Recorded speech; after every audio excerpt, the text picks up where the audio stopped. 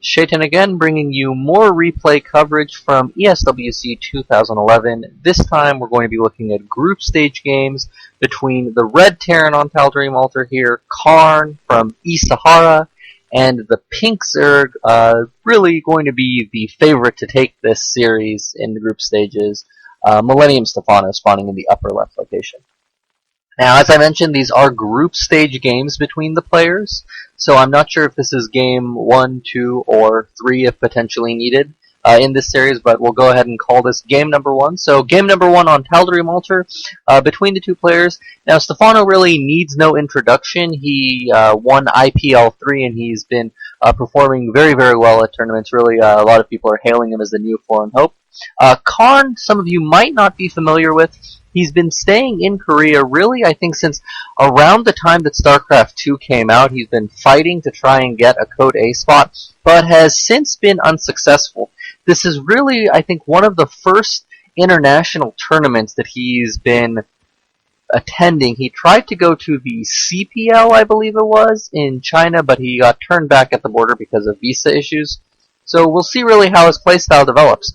Now, we do see cArn is building a forward barracks. I don't think this is for any sort of 2 racks pressure. He's a little bit high for that, and it looks like he's just going to build the racks at the front and then this refinery at the back. But the problem is this can't be walled off with only 2 buildings. You need a third building here.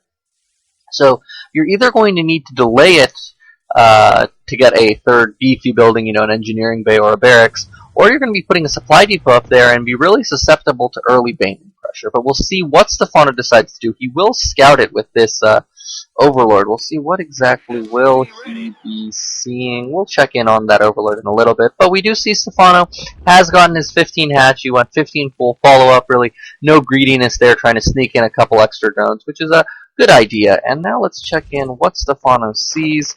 He should be moving in and sort of seeing this barracks right here, and it looks like we're going to be seeing a supply depot as part of the wall. So Stephano really should feel pretty safe. Oh, and we see cArn is aware of the Overlord here. If he wanted to, he could float this barracks over to try and kill it, but I don't think he's going to do that.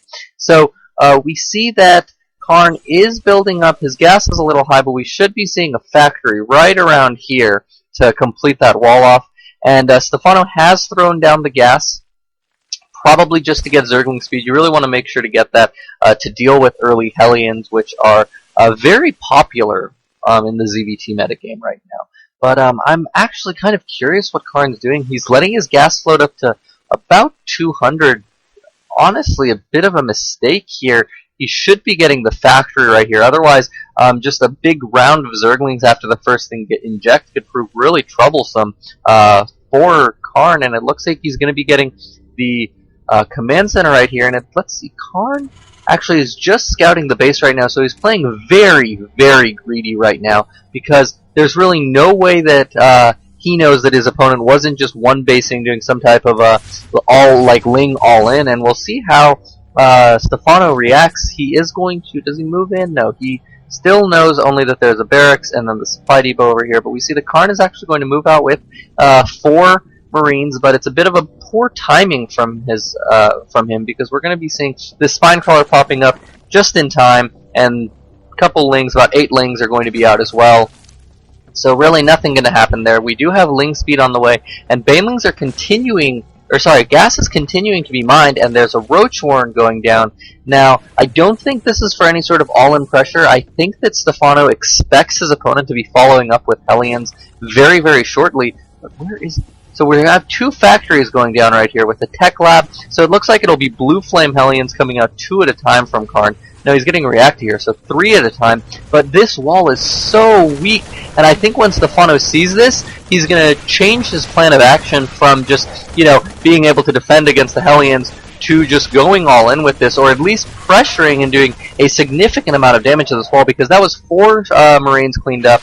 So, let's see, it looks like he'll probably end up with 2 or 3 Marines, 2 or 3 Hellions, and Roaches are going to be able to deal with that very effectively, or at least do a lot of damage.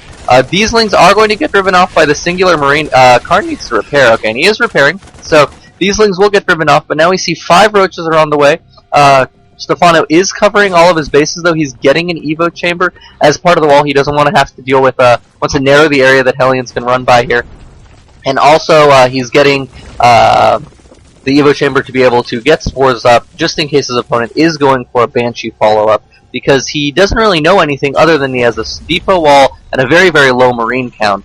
But he doesn't really know what's going on from there. The Hellions haven't arrived really at the time that you would expect them to, because he is, look at how high he is on gas, up to 246. So he's really trying to cover for all of the bases, all of the bases. But now Hellions are moving out. They will have blue frame fairly shortly, and it looks like cArn is actually going to follow this up with 2-port Banshee. So a very, very cheesy build from cArn, to be honest here. So 2-port Banshee is very, very difficult to hold off, and it really is all going to come down to whether Stephano can kill him before the 2-port Banshee goes up, because those Banshees are going to be able to deal with all of the roaches, all of the lings very, very easily. We see mass repair going up on this depot, but it looks like it's still going to go down. There's just too many roaches. No, he needs to focus fire those, and then it'll go down. But right now, cArn is defending all right, but he just doesn't have the units. If we look at the unit counting station, he has 2 Marines and a siege tank. All of the Hellions got taken down. This looks like it's going to be GG from cArn. He just really didn't have a crisp, refined build. Remember, he had gas stored up to about 250 before these factories went down, and I can't help but think that maybe he would have been a bit more successful if those Hellions had come out earlier, if he had been able to come in and do a little bit of fast. But as is, cArn goes down 1-0 in the best of 3 series in group play at ESWC.